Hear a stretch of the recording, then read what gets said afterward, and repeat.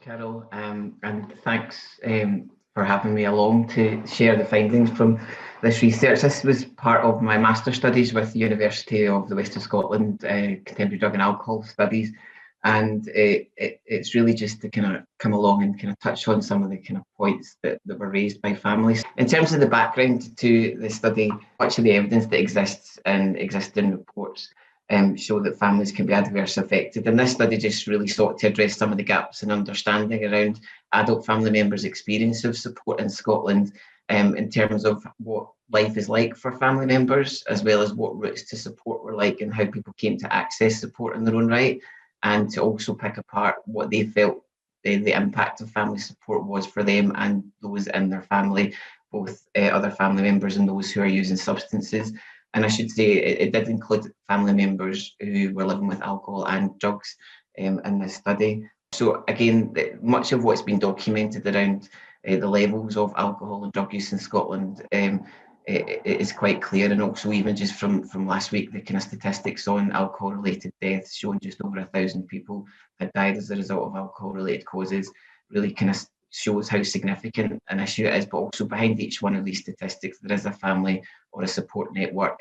And the academic literature, mostly in the kind of work in the UK of Richard Velleman, Alex Capello and Jim Offord, tell us that families can often experience anxiety, depression, and a range of kind of physical and emotional issues as a result of living with substance use that's often born through stigma and shame and also exclusion at times. So although we know that, this research sought to really understand what that meant for families, and the literature review touched on that as well. So again, when we're talking about the literature, what really stood out was that families really fell into four groups in terms of the literature, as families being impacted or affected passively by someone else's substance use, families being key contributors through psychosocial interventions and interactions, families being strengths and recovery and support for people in relation to their alcohol and drug use, or families needing support in their own right, really stood out from the kind of four domains that were explored through the literature. And I've got like a visual representation of how that all broke down. So again, not to oversimplify it, but this was really what stood out from the desk-based review of literature using the key terms up here. Again, families, addiction, change, substance use. And again, just understanding that there's different approaches in terms of family support. So if we think about families being passively impacted, the focus is on crisis intervention, harm reduction, and breaking those cycles of harm. Again, in a kind of similar area, when families are looked at as a cause of problematic substance use, the narrative that really stands out here is around family dysfunction, and some of the terms that were previously used in clinical settings to describe some of the relationships between people who use substances and those around them, for example, codependency and enabling, have taken on the pejorative or negative connotations in modern conversations around substance use in families, and looking at the families as a dysfunctional unit. In contrast to that, the strength-based approach can be seen as families helping support people move towards treatment, and help with people sustaining treatment and change beyond that. And then finally, more recently, but more under-researched or not as well evidenced as other areas, is looking at families and support for them in their own right and what that means. And most recently in the sense of the stress strain coping support model in 5-step here in the UK. But again, it's something that this research was looking to bridge that gap and try and build more understanding around. So the methodology for the approach here was qualitative semi-structured interviews. And participants were recruited through Scottish Families Networks and social media. This did happen just at the time of COVID and lockdown, which didn't help matters in terms of recruitment, but we were able to engage with families through Scottish Families Networks throughout May and June.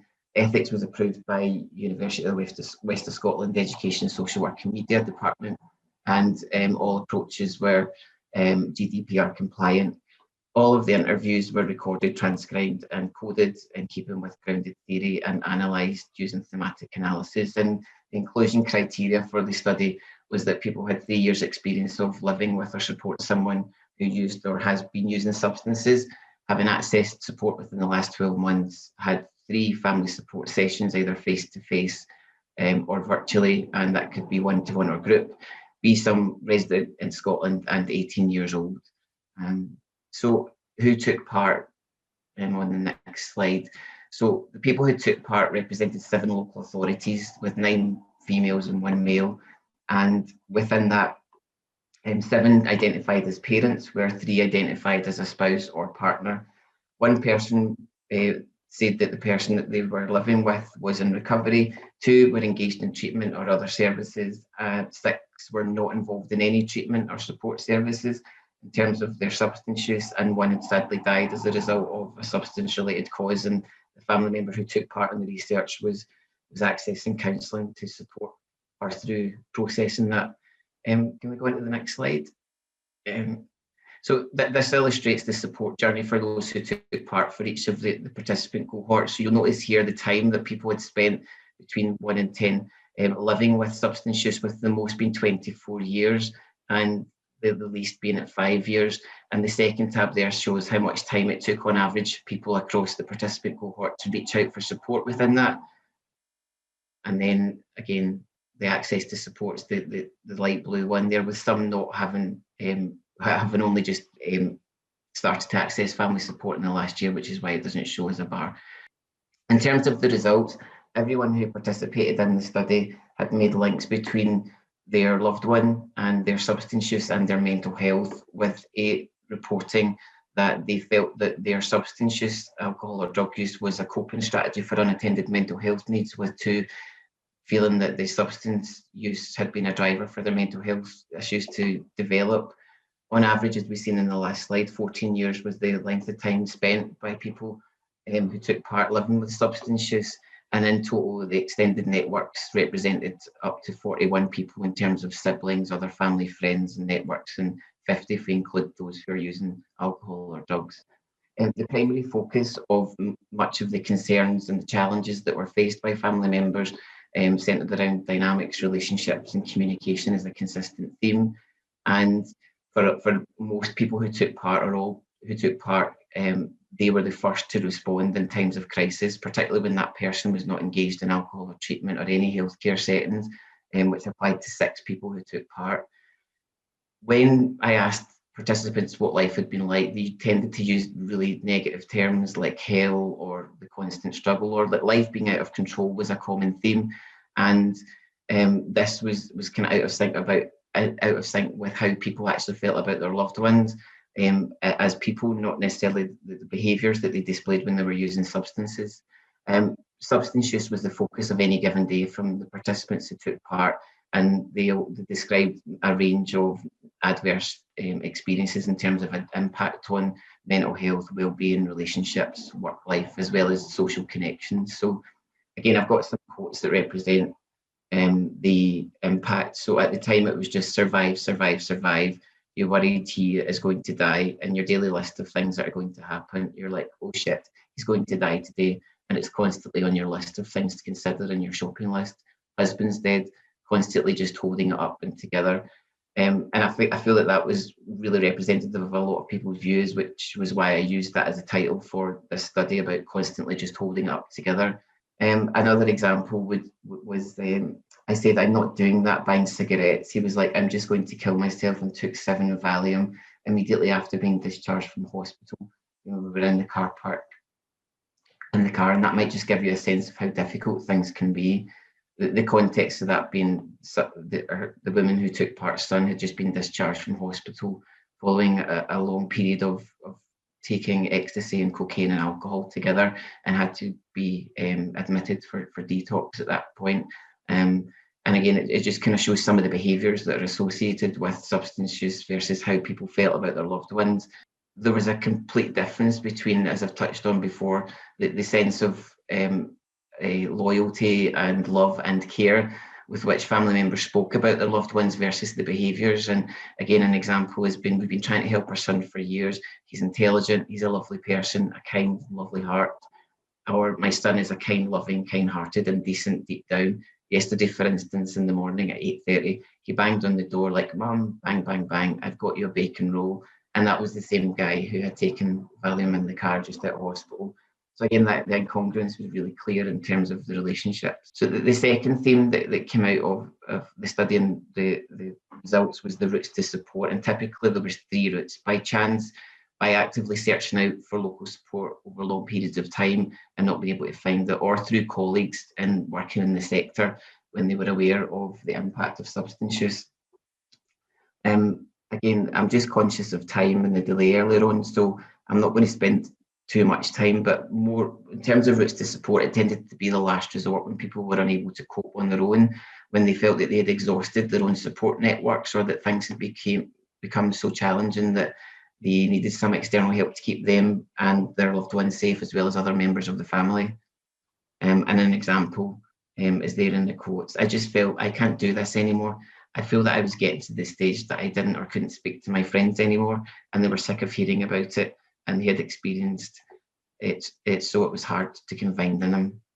So when we ask families about the impact of family support, most of them says that there was a strong sense of relief, both in finding someone that they could talk to openly without judgment, but as well as that, finding other family members who were in a similar situation and could identify with. Some says that they felt good knowing that they could speak to someone who was speaking their language, who had really had the same experiences regardless of what substance was used, that their experiences were quite similar. Many of them says that having that support made them feel isolated, and also being able to learn as part of the process of support was really, really strong across the cohort. They said that the opportunity to learn more about substances, about the nature of substance use and what was happening for the person that was and their family who was using substances, helped build a sense of acceptance and understanding about where they were in life and why, or some of the drivers for using substances, but also to learn coping strategies that other family members had tried and tested that they could apply at home to keep them, their loved ones, safe, and also to help improve relationships with other members of the family. I've just got a few quotes here to really emphasise that sense of acceptance and understanding that came with learning and having family support. As you grow through it, you grow in the knowledge of it, and you recognise that person has the right to live their lives the way they want to, and accepting that is very difficult to get, but it does come. We can all choose our own paths, and with addiction, the choice isn't always there, but they still do it, and the addiction removes the choice. I'm aware of that. I'm still up to them. It's still up to them. That person has to decide, and I'm more aware of that. I can be there, but I can't change him, and I can do the best I can with the support I have and the information I've got.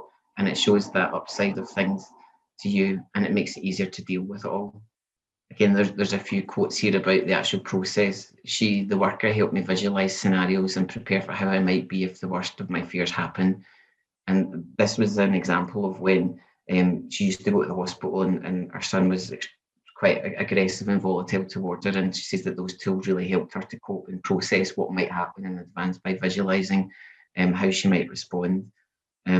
And again, going back to that awareness, that I think a lot of my communication and discussion was about drugs, like, you're not taking drugs now, are you? And going about the impact and the consequences. And I'm letting all of this go. I haven't brought that up lately. And again, the person who gave us that quote says that there had been a change in the relationship because that wasn't the focal point of all of their conversations, which tended to be before family support. So overall, there was 9 participants who received CRAFT, community reinforcement and family training based support, and 1 received person-centred counselling. There had been positive benefits that empowered them to learn and adopt new ways of working to support their family members and improve relationships across the whole family. And it also helped them with coping strategies to help build better relationships with others and focus on other areas of their life that they wanted to. Although 6 had experienced no change in the substance use, they were still living with some of the challenges, but felt they could cope better with it. And again, going back to the conversation earlier on, 2 were supporting someone who were engaged in treatment, 1 was supporting a loved one in recovery, and 1 was accessing support to cope with their son's death. Overall, they said that they had that life with problematic substance use had a negative impact on their health and well-being, although family support had a positive influence on their lives. They had put strategies in place to improve their health and well-being, and also that poor communication, misunderstandings around the nature of substance use and its function for those who were using them had led to issues in the past, but they felt that they had overcome some of those as a result of family support. They believed that it also helped them find better ways to work together, but it was still left with that backdrop of either families feeling that they're part of the problem and perpetuating substance use or maintaining cycles of harm that came from how they felt other people viewed them, or that through family support they could be seen as strengths and systems that needed support in their own right to help continue to offer care where their loved ones weren't involved in any form of treatment or support. Thanks, John. Really enjoyed that. I can absolutely see why you went with that quote for the title as well. I think that was such a powerful quote with the kind of mundane nature of your to-do list, but at the same time having that constant, agonizing fear about a loved one's death living with you every day. So thank you.